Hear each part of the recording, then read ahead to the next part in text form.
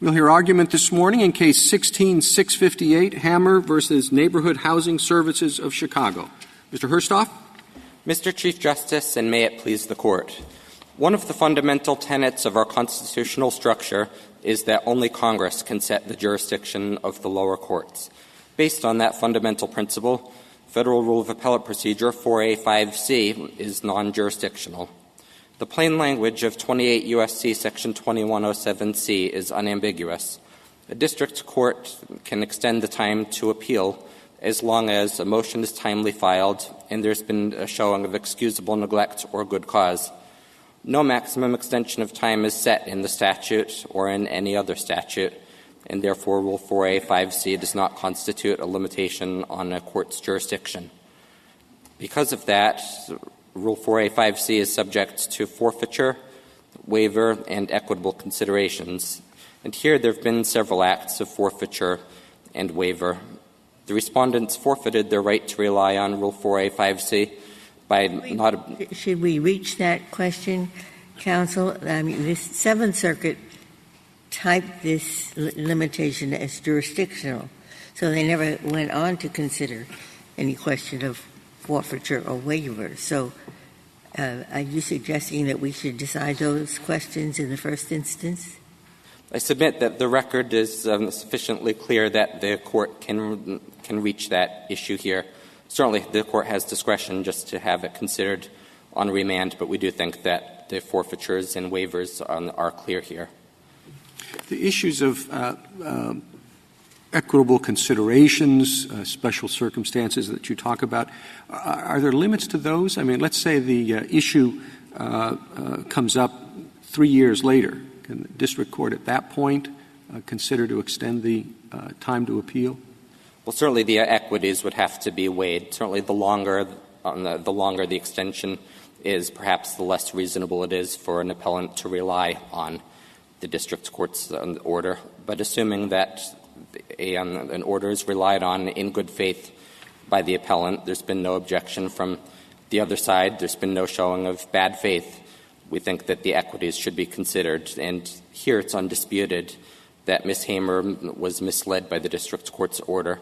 There's absolutely no showing of bad faith here. The Seventh Circuit itself recognized that Ms. Hamer was misled, and under those circumstances, we think that equitable considerations should require that the appeal be decided on the merits. But who misled her? Was it the court or was it her own attorney? Was this malpractice on the attorney's part for asking for an extension that exceeded the Federal rules, assuming it's non-jurisdictional, that the statute is — that you're right, that this is a non-jurisdictional barrier, it would still be a statutory barrier, a Federal rules barrier? Yes, and we think that Ms. Hamer was misled by the district court's order. It's certainly true that she may have also been misled by the attorney's motion for the extension of time, but both of those factored in here, and the equities should be considered. That was an attorney who simultaneously was asking to be relieved from representing her, right? That's correct, Justice Ginsburg, yes. And this case is directly analogous to Harris Truck Lines. In Harris Truck Lines, the attorney asks for an extension of time that was prohibited both by rule and by statute, and yet this Court held that the reliance on the extension of time required that the equities be considered and required that the appeal be decided on the merits. And we submit here the same course should be followed. As a matter of custom and usage in the district courts, could you just tell me, suppose the verdict is returned or the judge indicates what the ruling will be, can both sides and do both sides sometimes say, please don't enter the judgment, Your Honor, so that we can talk settlement? Does that happen? So do the parties ask that the district Yes, in other words, both parties tell, in order to avoid these problems, say, please don't enter judgment. Yeah, and that certainly can happen in this particular Does case. it happen? I was curious to know. I've certainly seen some instances where a court comes out with a decision and then asks the parties to submit a proposed form of judgment, so that could certainly happen. Here, the final judgment was entered alongside. My question was a little different. Could they say, Your Honor, we're in settlement negotiations. Could you please withhold entry of judgment? I'm not sure that I've seen that specific scenario, especially in the summary judgment context where the motion was pending. What I have seen is where summary judgment motions are pending and the parties ask the court not to issue a decision at all. I'm not sure I've seen a situation where a decision is out and the parties have asked the court to. Could the parties in the district court agree to withhold entry of judgment for years and therefore prejudice the Court of Appeals when ultimately it has a case that's old? For years, no, because Rule 58 of the Rules of Civil Procedure says that the judgment is considered to be entered 150. Is it 180 days or something like that? Yes, Justice Kennedy. Right. So, but outside of that, I don't see any barrier to the parties asking the court to do that. Although we have one brief, an amicus brief in this case, telling us that we were wrong in drawing the distinction between what's in a statute, jurisdictional, what's in a rule, non-jurisdictional, that instead anything that shifts a case from one court to the other, as notice of appeal does, that should be considered jurisdictional. This is Professor Dodson's brief. Yes, and I respectfully disagree with that for a couple of reasons. That formulation of jurisdiction is inconsistent with this Court's case law and also with the rules of civil procedure. For instance, under Professor Dodson's formulation of jurisdiction, the time to appeal from the VA to the Court of Appeals for Veterans Claims would be jurisdictional because it involves the transfer of adjudicatory authority. Yet this Court unanimously held that time period is non-jurisdictional. Similarly, federal rules of civil procedure, such as Rules 54B and 23F, would be jurisdictional under Professor Dodson's formulation. But we know from Rule 82 that the rules of civil procedure are non-jurisdictional. So therefore, Professor Dodson's formulation of jurisdiction is incorrect. Do you think a rule can ever be jurisdictional without being codified in a statute? A rule that is not in a statute, no. I think that it cannot be jurisdictional. That's a flat rule. There are no exceptions to it. What if the rule, for example, interpreted statutory language? If the rule interpreted statutory language, then perhaps under that interpretation of the statute could be jurisdictional, but the rule on its own could never be jurisdictional. And why is that? It stems from a long line of this Court's cases, such as Kontrick, and it also stems from Article 3 of the Constitution, which says that it's for Congress to establish the lower courts.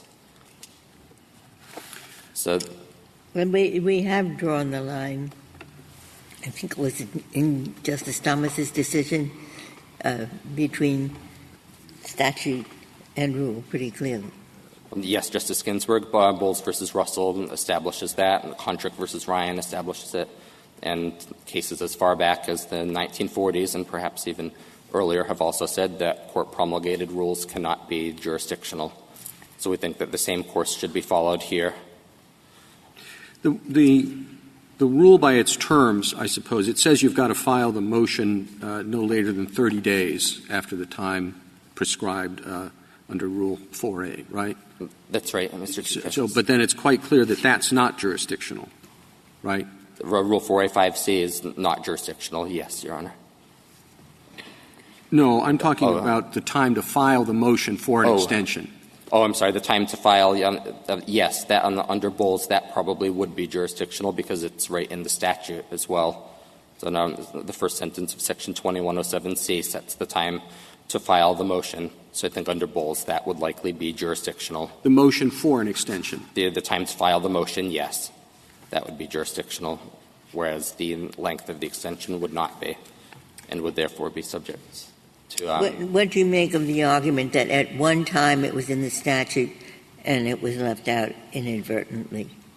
They respectfully disagree with that. I think the plain language of the statute is very clear, and this Court presumes that Congress intends its amendments to have effect. And aside from that, the legislative history shows that Congress knew exactly which limitations it was incorporating into the statute. Specifically, the House report says that it is incorporating the first sentence of Rule 4A5 into the statute, which is the time to file the motion and the requirement that there be excusable neglect or good cause. That was being incorporated, whereas the entirety of Rule 4A6 was being incorporated. So certainly Congress made a specific decision which parts to incorporate and which parts not to incorporate. Well, they also said these were only technical changes, right? That was said. However, the comparison between the old statute and the new statute shows that very significant changes were made. The older statute only permitted an extension of time if there was excusable neglect plus a lack of notice. Here, there can be an extension of time under the 1991 statute if there's any showing of excusable neglect or if there's any showing of good cause. Additionally, the statute in the second part of 2107C permits a reopening of the appeal time if there's a showing of lack of notice, even if there's no excusable neglect. So that's the part that was carried over, the time limit, in the case where the would-be appellant didn't receive notice of the judgment, that the judgment had been entered. Yes, Your Honor. That's right. But excusable neglect was not required there, whereas it was under the old statute. So certainly the 1991 statute is much more permissive toward extensions of time than the old statute, and really the new statute codified what had been in the federal rules since the 1960s. So certainly the 1991 statute made very significant changes. Do you think there's anything that would bar the rules of appellate procedure from altering doctrines like forfeiture, waiver, and exceptional circumstances? I think that certainly is possible for the rules to do that. I don't think it was done here, but yes. Well, this is assuming it's not jurisdictional. It is a mandatory claims processing rule. Yes, Your Honor. And it comes in, it follows from a version of the statute that did impose a hard time limit. Did it not? I would the prior version of the statute had a time limit. It did, yes. And there's at least some question whether Congress really intended to eliminate that, or whether it was done inadvertently, or whether it was done on the assumption that a time limit in the rules would also be jurisdictional, as this Court had suggested in some earlier cases. Well, is any of that untrue? I would disagree that there's any evidence that the omission was inadvertent. Although it's true that the old statute did have a 30-day time limit on extensions, the conditions to get that 30-day extension were much different from the 1991 statute. That was the requirement.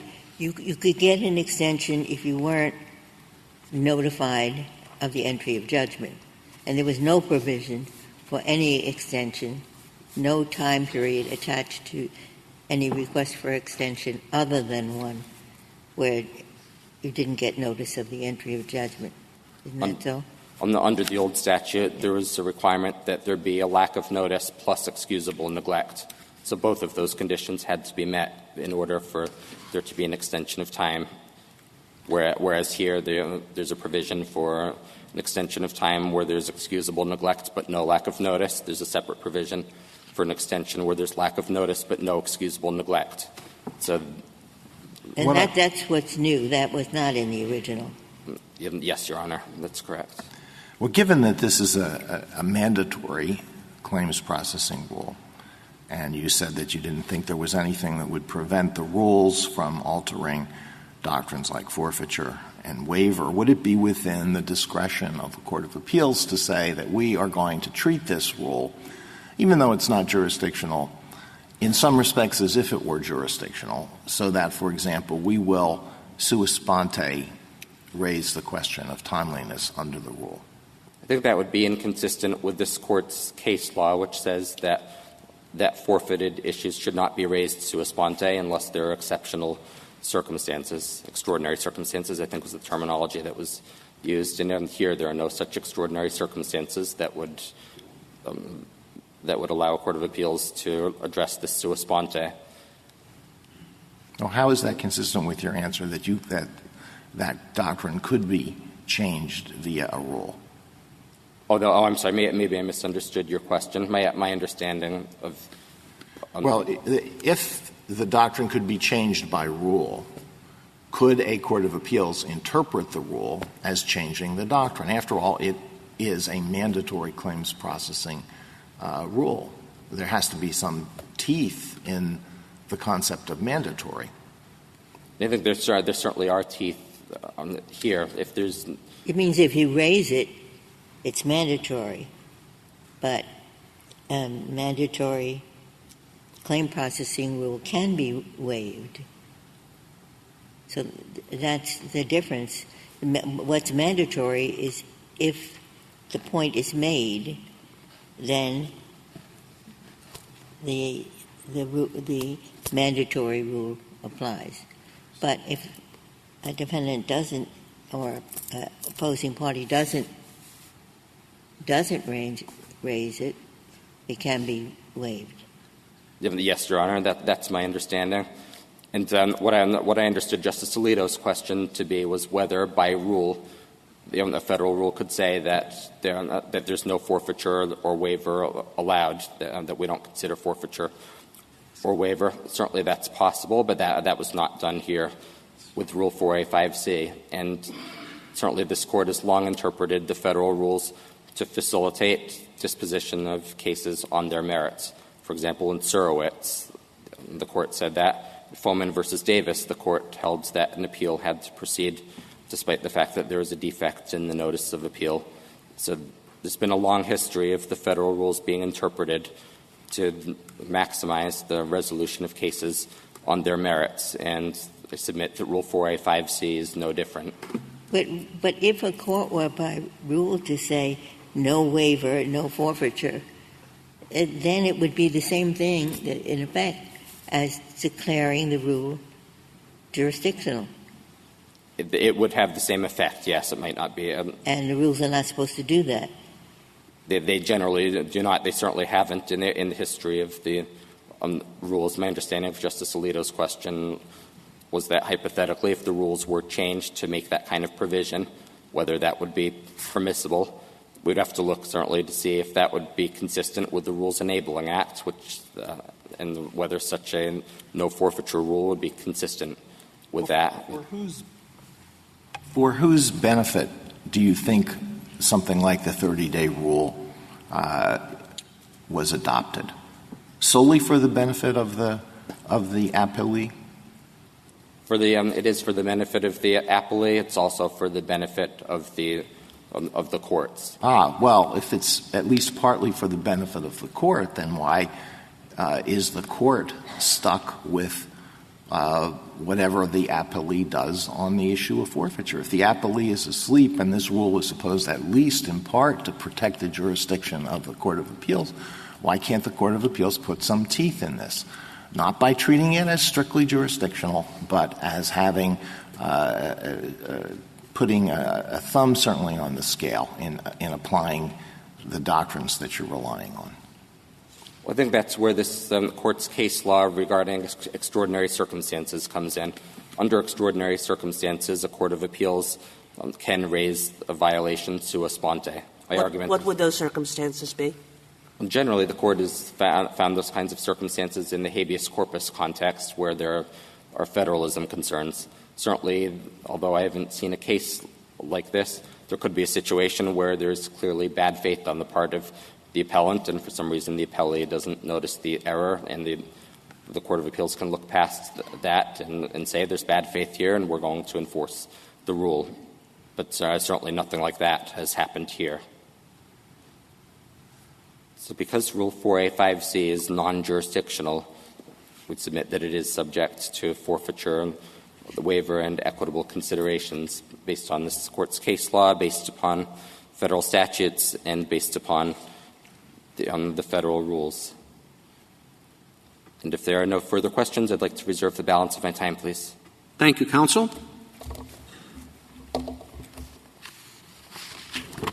Mr. Stewart. Mr. Chief Justice, and may it please the Court, There's one fact that's undisputed in this case, and that is that Ms. Hamer filed her notice of appeal outside of the 30-day limitation that's set forth within Rule 4. And there are two approaches that the Court can take in this situation. One, the route taken by the Seventh Circuit below, which held that Rule 4A5C is jurisdictional. And alternatively, the Court can do what it did the last term in the Manrique case and decline to rule on the jurisdictional issue and instead find that at minimum this is a mandatory claims processing rule, that the respondents timely raised the issue in pre-merits briefing to the Seventh Circuit, and that the district court was not raised in the district court, and that's the problem. That is, the judge says, fine, I'll give you 60 days because you have to find a new counsel. The defendant is well aware of that time extension, and if the defendant had read the rules, would recognize that they say 30 days, not 60 days. But on your view, the defendant could deliberately say nothing, and then on appeal, when it's too late for the district court to correct the error, say, sorry, mandatory, and under your rules, Court of Appeals, I don't waive anything. It allows the defendant to create a trap. That certainly isn't what happened in this case, Justice Ginsburg. And what I think the petitioner's argument that in the question that you're interposing, it ignores sort of the realities of litigation. There are certain occasions in a litigation where, generally we're all familiar with the rules, but there are certain occasions in litigation where you focus more clearly on the rules. And those instances usually occur when there's something to do, when there is something obligating us to do something. For instance, if we had to respond, if petitioner's counsel, former counsel, had conferred with us, then we would have perhaps may have looked at the rule to determine what is the rule, what is the time frames that, in that case, we may have been able to do something. But you would have been able to if you got notice, even if you were not, weren't consulted in advance. Right. Once you know that there has been a 60-day order issued, you were free to say, Judge, that was a mistake. You can't do more than 30 days. And again, so we were not given the opportunity to look at the rules. We didn't have an opportunity to respond. Didn't have an opportunity to look at the rules? Well, there was no occasion for us to do so. In other words, once the motion was filed, usually you would have had an opportunity to object or interpose a response. That opportunity didn't come to pass. So the untimeliness— Sorry, could you slow down and tell me why not? You were served with notice of the motion, weren't you? We were, and the order was entered hours after we received the motion. So we didn't have the opportunity really to look and then interpose an objection. But once that order was filed, then we're in a different place. And there's no obligation, there's no rule, there's no statute or any guidance that suggests that once an order was filed, that we would have had an obligation to file perhaps a motion for reconsideration, which is what the petition But you certainly, even in the Court of Appeals, you said no jurisdictional problem here. We concede that the Court of Appeals has jurisdiction. So, and that was long after you could have looked at the rules. You said twice in your docketing statement that the Court of Appeals had jurisdiction, and it was only Seventh Circuit, by raising the question, that then you latched onto it. Right. And so we made those statements in a docketing statement, which is a tool used by the Seventh Circuit for administration of the courts. And certainly there is a preliminary statement on jurisdiction where we made the representations to the court that we did. That was a mistake, but there was no consequence to that mistake. In other words, the way the Seventh Circuit's practitioner's handbook, it gives an opportunity for the appellees to correct any mistakes that are contained in a docketing statement. And that is exactly what happened in this case. The very next day, the Seventh Circuit required the respondents to brief the issue of jurisdiction. We responded 7 or 8 days later, notified the Seventh Circuit that At minimum, this was a mandatory claims processing rule. Just so we understand the purpose of a docketing statement, I think, unless the Seventh Circuit is different than others, that its intent is for the court to be able to identify the legal questions that will be implicated by the case, correct? Correct. And that also gives the court the power and to decide whether some sort of mediation or some sort of bifurcated briefing or whatever else is necessary. So it serves a function, doesn't it? It does. It does. All right. So the fact that you made these statements didn't notify the Seventh Circuit that you had not forfeited this claim, correct? Correct. So why didn't you forfeit it by making the statement? Because the Seventh Circuits are not binding. In the docketing statements are not binding. In the rules, they specifically spell out that there are any inaccuracies, any mistakes made in the docketing statement, the court will look at that docketing statement and require the parties to correct it, which is exactly what happened. I'm sorry, I don't know that what correction means. And that may be a reason for us to remand this issue to the circuit, but I take correction to mean there's an error in the record, not an error in my concessions. So we made a mistake in describing that the petitioner had filed their notice of appeal in a timely manner. She didn't. The Seventh Circuit required us to brief that issue. We did in our pre-merits briefing to the Seventh Circuit. We corrected it and notified the court that there was a problem with the timeliness of her notice of appeal, that this was a violation of a mandatory claims process. The Seventh Circuit said, tipped you off to this. You didn't tell the Second that you suddenly discovered this. Seventh Circuit interjected it into the case. But if the rule is mandatory but not jurisdictional, then the Seventh Circuit had no business tipping you off. We follow the principle of party presentation, and it was up to you to raise it, not up to the Court of Appeals to tell you.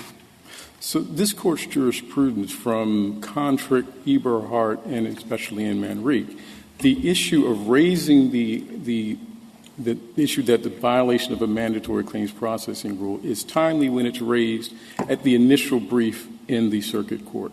We did better than that here. We raised it in pre-merits briefing to the circuit. And where I know that's the Seventh Circuit rule that you can raise it before any time before the briefing on the merits. But where else is it the rule? In the Manrique case. In Manrique, the government raised the issue of the timeliness of the notice of the untimeliness of the notice of appeal in merits briefing before the 11th Circuit. Mr. Stewart, do I understand you to no longer be relying on the argument that this is a jurisdictional rule? No, we do believe that this is a jurisdictional rule. Because you've been standing up there for a while now making arguments that would be true if it weren't a jurisdictional rule. Right. So which is it? Do you think that this is a jurisdictional rule, or that it wasn't, but still we should accept what the Seventh Circuit did? So our argument is that this is a jurisdictional rule, and because of that, you don't consider any of the equities. But in the alternative, if this Court declines to determine that this rule is still jurisdictional, at minimum, it is a mandatory claims processing rule, and that the petition should be dismissed on that basis. But I think what Justice Ginsburg said a while ago is that when we have used that term in the past, what we've meant is that it's a mandatory claims processing rule that you have to follow unless the other party forfeits the issue. There was no, or unless there's a very good reason, there's some kind of extra special excuse that you have. Right. But, where there is a forfeiture and where that's the end of the matter, we can call it a mandatory claims processing rule or not, but you forfeited it. So we believe that the rule is jurisdictional because it has a statutory basis. Rule 485C, the 30-day limitation that is contained in Rule 485C was present in the rule and the statute when the rule was promulgated. And although the specific limiting language of 30 days is no longer in the statute, we do not believe that there was any intention by Congress to strip the rule of the jurisdictional nature that it enjoyed for decades. But it was never in the statute with respect to a case like this. The only provision in the statute was when there was a failure to get notice of the entry of judgment. There was nothing in the statute covering a case where there was a reason other than failure. The statute was blank on that. It's no longer blank. It gives permission for an extension. But the way the pre-1991 statute read, it provided the district courts authority to extend the time to file a notice of appeal upon a showing of excusable neglect. Now, it's true there was only one condition that Congress deemed to constitute excusable neglect in the prior 1991 statute, and that was if a party did not receive notice. But the idea and the concept that the 30-day limitation was premised on a showing of excusable neglect still remains in the statute today. Well, what was the text of the statute?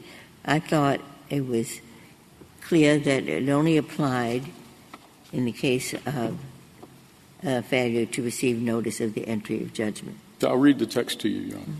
The district court may extend the time for appeal not exceeding 30 days from the expiration of the original time herein prescribed upon a showing of excusable neglect, based upon a failure of a party to learn of the entry of the judgment. So it was based upon, so that was the only condition.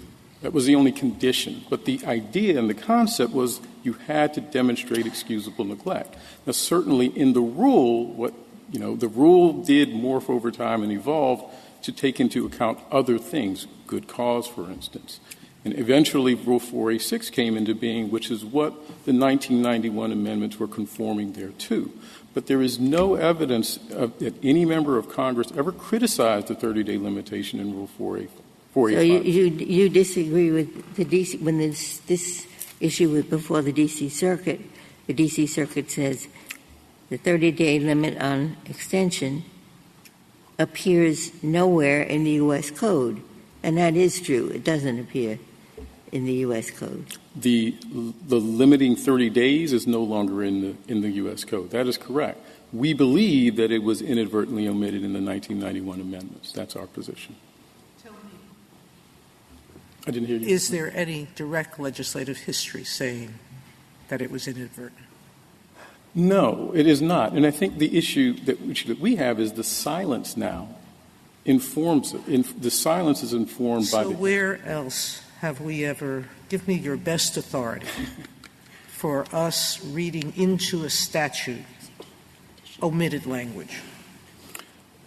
Your Honor, I can't give you a precise case that comes up with a situation like this. But I think the history of this rule, going back nearly a century, that the deadlines regarding notices of appeals have been treated as jurisdictional in American courts for a century. If Congress intended to change the jurisdictional nature of the rule, it would have said so. And there's nothing in this legislative history that suggests Congress intended to do that.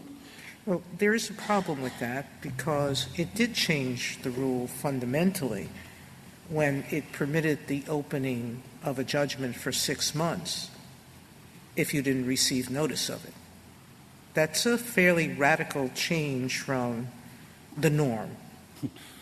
And so why would it be inappropriate to assume that Congress intended for a district court to exercise its discretion and judgment in deciding how much was a reasonable time for excusable or for good cause? So you look at the inconsistency that was established then, right? If a district court could extend the time up to 14 days once a party who never received notice of the final order, the district court could extend the time to file that notice of appeal for 14 days. Under the petitioner's theory, if the 30-day limitation was removed, the district court would have the authority to extend the time to file a notice of appeal, as the Chief Justice articulated, up to 3 years, a year. There is no limitation. There's no limitation in the statute. That inconsistency is why we believe Congress never intended to remove it. There is a limitation. It has to be for good cause. Right. For good cause. It has teeth. So it's self-limiting in that way. It is, Your Honor, but it is at best it is ambiguous, and that's why we believe that history can inform this. So suppose there's a congressional statute which does set forth a jurisdictional rule, and Congress wakes up one day and decides, you know what, we don't think that this rule should be jurisdictional anymore. How does it change that? Through legislation, Congress can change any statute. Yes, so Congress would presumably pass a piece of legislation which no longer included the rule, right? They could, but you would think that they would have done so, especially in a situation like this where — But that's what Congress did here, I guess. I mean, what else do you expect Congress to do if it changes its mind? I would expect them, given the history of the deadlines regarding notice of appeal, to at least said that that's what they're going to do. Like, we're taking away this jurisdictional rule and we really mean it? There was no — in this instance, there was no mention of Rule 485-6. There was no mention of the 30-day limitation. But at the end of the day, we get to the same place. If the Court is not inclined to rule that Rule 485C is jurisdictional, at minimum, it is a mandatory claims processing rule. In what way has your client been prejudiced by the Seventh Circuit's decision? I mean, other than not enforcing the rule. Is there any way, witnesses, documents, anything else that is different in the appeal on the merits in light of the fact that they got this extension? No, Your Honor. I can't say that we have. Right. And, Mr. Stewart, if it isn't jurisdictional, one of the questions raised is whether you would have needed to file a cross-appeal. Sure. And there's another circuit split on that question, and two very fine opinions, one by Judge Hartz and another by Judge Sutton, disagreeing over that. Can you tell me why you don't think you needed to file an appeal yourself if you wish to challenge a district court order? Sure. Given that's the normal course. Sure, Judge Gorsuch. This Court in the Jennings case described the instances where an appellee would be required to file a cross-appeal. And there are two instances. One, if the appellee is seeking to enlarge its own rights. We weren't doing that here because we'd won the case at summary judgment. The other instance would be if you're seeking to lessen the rights of the appellant. And we were not doing that either. To the extent Ms. Hamer — isn't that exactly what you wanted to do, is lessen the rights of the appellant by kicking the appellant out of court? To the extent Ms. Hamer had any right, it was limited to the initial 30 days under Rule 4A1. Well, she would argue, I think, just to put her argument in the best light and let you respond to it, is I obtained this additional right from the district court of an extension of time, which allowed me to pursue this appeal in the Court of Appeals. And Judge Sutton would say that is an extension of a new right by the district court that you wish to extinguish and therefore need a notice of appeal. That's the line of reasoning he follows. What's wrong with that? So the problem with that reasoning is that the district court providing the additional time gave her some right. The district court didn't have the authority in the first place to give that time, and that's because of Rule 4 and Rule 26. Rule 4 says that a party has 30 days to file a notice of appeal. Rule 485C allows the district court to extend that period to an additional 30 days, but no more. And Rule 26 says that courts have the authority to extend the time to comply with the rules with the exception of Rule 4. So there was no opportunity for the district court to provide any further days other than what is set forth in Rule 4. So the court didn't have the authority to give her the time that it did. Ms. Hamer didn't have a right to file the notice of appeal when she did. That's why it's mandatory.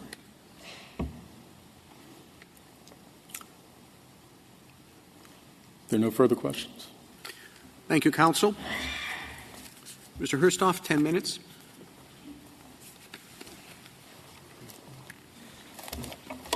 Thank you. Just a couple of quick points. Regarding on the contract and the argument that there's no forfeiture if the issue is raised in the merits brief, that argument rests on a misreading of contract.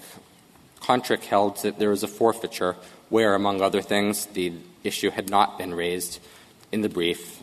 The contract did not say that any time it is raised in the merits brief, then there's no forfeiture. Similarly, in Manrique, it was held that there was no forfeiture. But there, the first possible opportunity to address the issue was in the merits brief because the appellee there had no idea what the appellant was going to raise in their opening brief. At what point in time do you think the issue was waived? I think the issue was waived when they said in the docketing statement twice that the appeal was timely. I think so not before that. Nothing that occurred in the district court waived the. For affirmative waiver, no. There was certainly forfeiture. When was it forfeited? It was forfeited no later than 30 days after the district court granted the extension of time. Okay. So it wasn't forfeited on the day when the district court entered the order? No, Your Honor. I'm not arguing that. Because the order didn't preclude the filing of a notice of appeal prior to the expiration of the time in the order. That's right. No, we're certainly not arguing that there was a forfeiture based upon the 1 day period between the filing of the motion and the granting of the motion. So you think that the appellee had, on pain of forfeiture, they had an obligation to inform the other side and the court just prior to the running out of the time of, you're going to have a problem here under the rule if you don't file your notice of appeal right away. They had that obligation to do that? They did have an obligation to do that if they wanted Rule 4A-5C to be enforced. They also forfeited by not appealing or cross-appealing and just wanted to address. How is that consistent with the adversary system? And this isn't the other side. Did she have an attorney at that point? No, she was pro se at the time that the district court granted the motion for extension of time, because the district court granted that along with the motion for withdrawal. So Ms. Hamer proceeded pro se from then on. And so the appellees, the respondents here, forfeited their right to rely on Rule 4A-5C by not objecting to the extension. They also, to go to Justice Gorsuch's point, forfeited by failing to appeal or cross-appeal. The respondents argue that their rights were not being enlarged because they got everything that they wanted from the district court's summary judgment order. However, that focuses on the wrong order from the district court. The order granting the extension of time said that she had 2 months to file the notice of appeal, 2 months extra.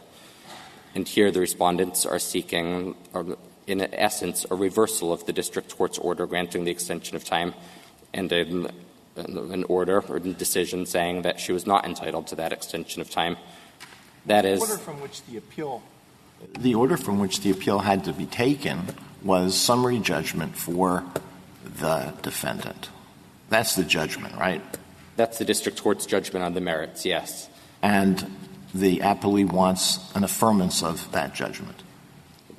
Yeah, yes, they do. But and that could be affirmed on the ground that summary judgment was proper. It could also be affirmed on the ground that the notice of appeal was untimely. Well, I respectfully submit that if in the latter case it would not be an affirmance, it would just be a dismissal of the appeal. So what the respondents are seeking is not an affirmance. They're seeking an order and judgment from the appellate court saying that the district court's judgment is completely insulated from appellate review. And in order for the appellate court to do that, they would need to reverse the district court's order granting the extension of time. So well, that doesn't seem right to me. I mean, the relief they want is that they can't be sued, right, or they win. To say that the ground on which they get to that objective requires a cross-appeal, I don't think that's right. Well, respectfully submit that what the respondents are seeking to do is to dismiss the appeal. So what they're seeking from the Seventh Circuit is not any kind of decision at all about whether the district court's judgment Well, I don't think they care whether the Seventh Circuit says you win or they say that your opponent's appeal is dismissed.